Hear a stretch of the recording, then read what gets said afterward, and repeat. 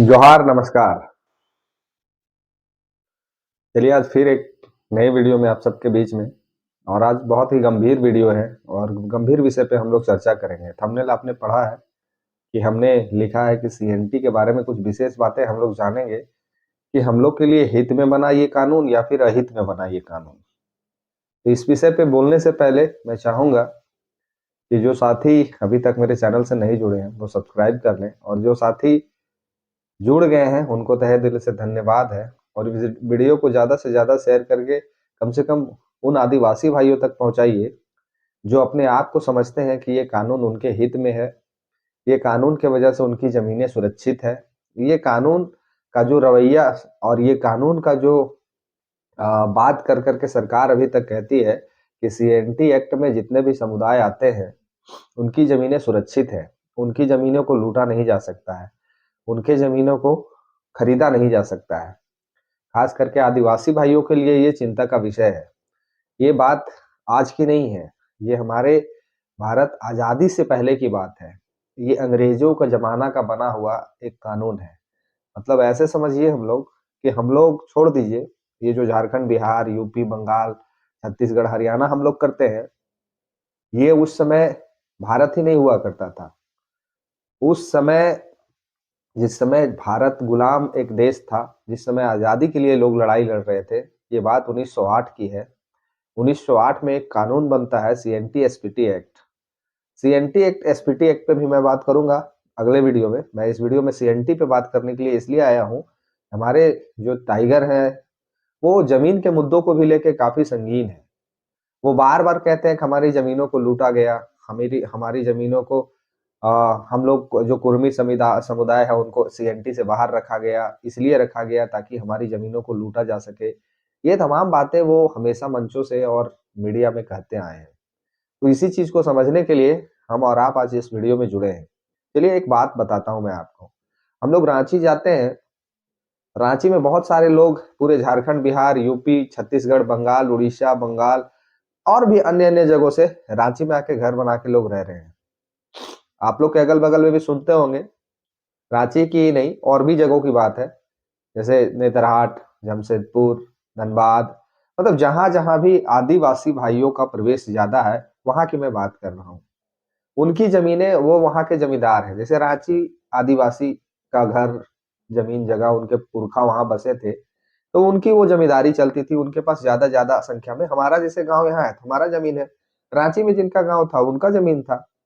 जो दुर्भाग्य ये हुआ कि एक, हम ऐसे समझते हैं, एक दो कमरों का मकान है, एक दो कमरों का मकान है, एक ही जगह पे दोनों कमरा बना हुआ है। एक कमरों में जनरल समाज के लोग रहते हैं, वो जनरल का रूम है, और एक रूम में एसटी समुदाय का लोग रहते हैं, वो एसटी समाज का रूम है। दोनों में कोई अंतर नहीं है। सेम रोड गुजरता है, सेम बिजली व्यवस्था है, सेम ईंटें लगे हैं, सेम बालू लगे हैं, सेम प्लास्टर है, पेंट पुट्टी भी सेम कलर में किया हुआ है, सब कुछ सेम है। लेकिन जो जनरल प्लॉट है उसका वैल्यू 4,000 रुपया है, और जो एसटी प्लॉट है उसका वैल्यू 1,000 रुपया है। समझिएगा इस बात को, बहुत गंभीर विषय है। इस बात को मैं इसलिए आप लोग से शेयर कर रहा हूँ कि ये कानूनी पढ़ाई जो होती है वो सीएनटी में समझने के लिए बहुत समय लगता है और लोग नहीं इच्छा रखते। लेकिन इस बात को आप लोग समझिए और इस वीडियो को ज्यादा से ज्यादा शेयर करके आदिवासी भाइयों तक बताइए, और आप लोग भी कमेंट करके राय जरूर लिखिएगा। तो सोचिए, एक कमरे का वैल्यू 4,000 और दूसरे कमरे का वैल्यू 1,000। ऐसा क्यों? ऐसा इसलिए कि सरकार ने एक नियम बनाया। उस समय के सरकार, मैं अभी के सरकार के बारे में बात नहीं कर रहा हूं। सरकार ने एक नियम बनाया उस समय के सरकार ने, अंग्रेजों के शासन वाले सरकार में, कि जो गरीब, वंचित, पीड़ित समाज है उनके लिए एक ऐसा कानून बना दिया जाए कि उनकी जमीनों को कोई खरीद ही नहीं पाए, रजिस्ट्री होगा ही नहीं। तो जब रजिस्ट्री होगा ही नहीं तो इनकी जमीनें बिकेगी नहीं, और जब जमीनें बिकेगी नहीं तो कोई खरीदार नहीं होगा, तो इनकी जमीनें सुरक्षित रहेगी। लेकिन जैसे जैसे ही समय बीता, वो कानून धीरे धीरे धीरे धीरे धीरे धीरे कमजोर होते चला गया। कमजोर होने का एक मूल कारण रहा कि आदिवासी हमारे जो भाई हैं झारखंड में, वो बहुत भोले भाले हैं, और ये कानून सिर्फ झारखंड में ही है। एक जम्मू कश्मीर में 370 था, जो 370 को मोदी जी ने हटाया, लेकिन वहां भी एक खेला मोदी जी ने कर दिया। वहां आम नागरिक हम और आप समझते हैं कि 370 हट गया है तो हम लोग वहां जमीन ले सकते हैं, घर बना सकते हैं। जी नहीं, ऐसा नहीं है। मोदी जी ने सिर्फ इंडस्ट्रीज लोगों के लिए वहां फैक्ट्री लगाने के लिए जमीन का खरीद बिक्री को चालू किया है। आम इंसान वहां घर बना के रह नहीं सकता, जमीन नहीं खरीद सकता है।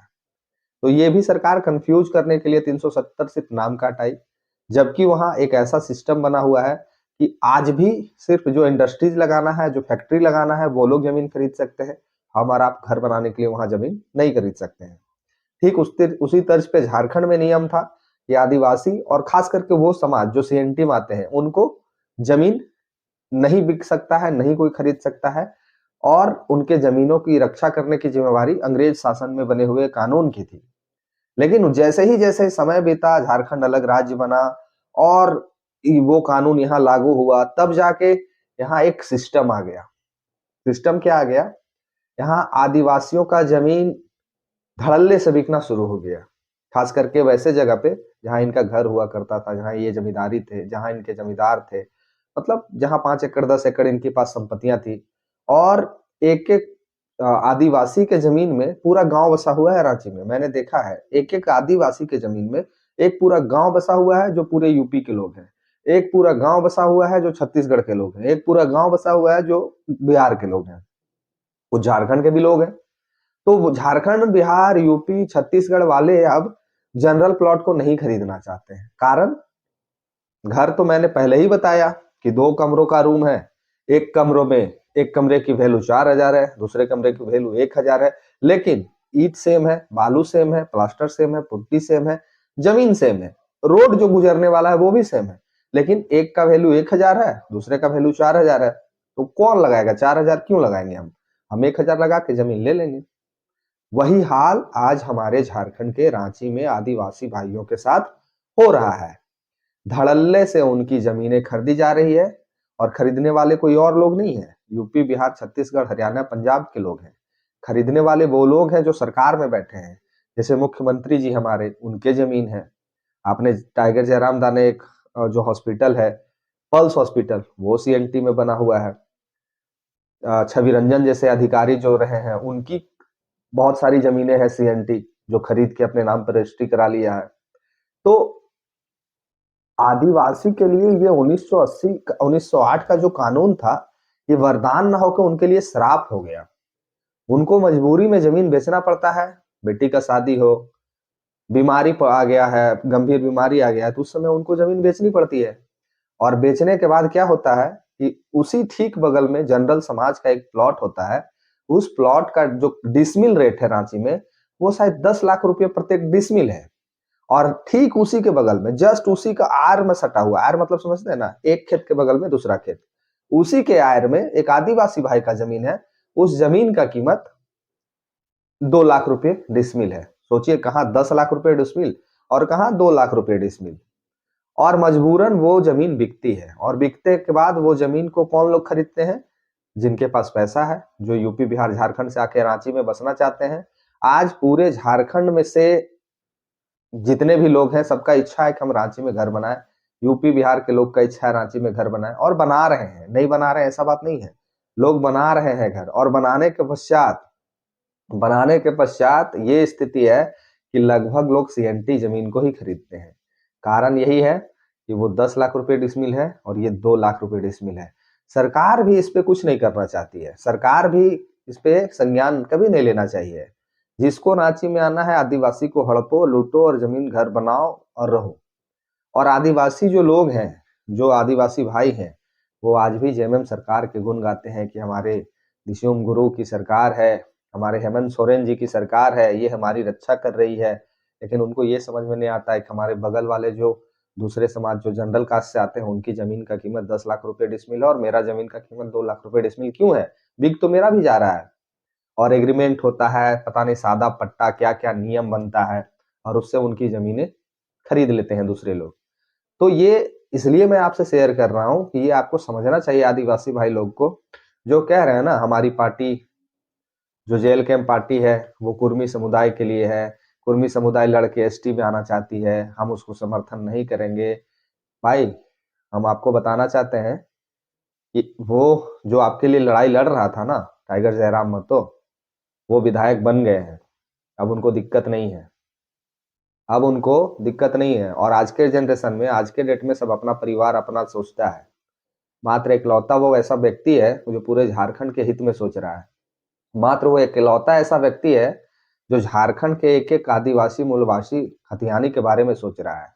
वो 1932 की बात करता है, जमीन बचाने की बात करता है, अधिग्रहण किया हुआ जमीन को वापस लेने की बात करता है, जिसमें आपका सबसे ज्यादा जमीन गया है। तो जाति पाति से थोड़ा सा आप ऊपर आइए। आदिवासी जो समाज है वो झारखंड का रीढ़ है।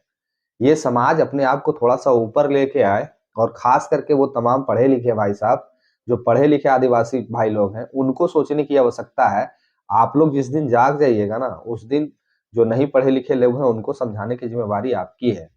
आपको सोचना होगा कि सीएनटी के नाम पे आपके जमीनों का मूल्य गिरा दिया गया है। बिक तो सीएनटी जमीन भी रहा है धड़ल्ले से। तो आपकी जमीनों का मूल्य गिराने के लिए ये कानून था, और इस कानून का लाभ उठा के बड़े बड़े पैसे वाले लोग आपकी जमीनों को खरीद रहे हैं गलत तरीके से, जो कि जायज नहीं है। और ये तमाम बातों का जानकारी ऐसा नहीं है कि हम बता रहे हैं, ये तमाम बातों की जानकारी झारखंड सरकार में भी है, तमाम बातों की जानकारी वहां के प्रशासन में भी है, तमाम बातों की जानकारी वहां के सीओ बीडीओ एसपी डीसी सबको है। वही लोग सिस्टम बनाए हैं, कैसे ऐसे कीजिए तब उनकी जमीन को आप खरीद सकते हैं। लेकिन मूल्य 2 लाख रुपए डिसमिल, जनरल का मूल्य 10 लाख रुपए डिसमिल। सोचना आपको है, आप क्या समझते हैं, मैं कितना सच बोल रहा हूं इस वीडियो में। आप जो रांची से हैं या फिर जो आदिवासी पूरे झारखंड से हैं, क्या आपके साथ ऐसा होता है? और आदिवासी नहीं, जितने सीएनटी में जो भी कास्ट हैं, क्या आपकी जमीनें सुरक्षित है? क्या आप अपनी जमीनों को बेच के वो मूल्य पा रहे हैं जो जनरल कास्ट के लोग पाते हैं? क्या आपका जमीन उस खेत के बगल में है जहां जनरल का खेत है? आपका वैल्यू क्या है? आप कमेंट करके जरूर बताइए।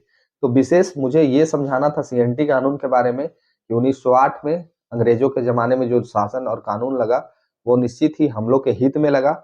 लेकिन संजोग ऐसा बैठा कि आज के जनरेशन में, आज के डेट में जो झारखंड की सरकार है, जो झारखंड में कानून बना है, वो 1908 का फायदा उठा के जो सीएनटी में जाती हैं उनका शोषण हो रहा है, उनके जमीनों का मूल्य गिरा दिया गया है। ना ही उनको बैंक से लोन मिलता है, ना ही वो घर बनाने के लिए लोन ले सकते हैं, लेकिन बिकता है उनकी जमीनें सस्ते में, खरीदने वाले लोग खरीदते हैं उनकी जमीनों को। तो ये आदिवासी को ऊपर ले जाने के लिए सरकार काम नहीं कर रही है, ये सरकार उनको और नीचे धकेलने के लिए काम कर रही है। आप क्या समझते हैं इस वीडियो में? हमको कमेंट करके जरूर आप राय कीजिए। वीडियो अच्छा लगे तो लाइक कर दीजिएगा, और ज्यादा से ज्यादा वीडियो को शेयर करके मैं चाहूंगा कि उन तमाम भाइयों तक पहुंचाइए जो आज भी अंधभक्ति के जमाने में जी रहे हैं, जो आज भी सोचते हैं कि जेएमएम सरकार ही आदिवासियों की सरकार है। तो इससे थोड़ा सा बाहर आने की जरूरत है। बाकी आप क्या समझते हैं, कमेंट करके जरूर बताइए। धन्यवाद, जोहार।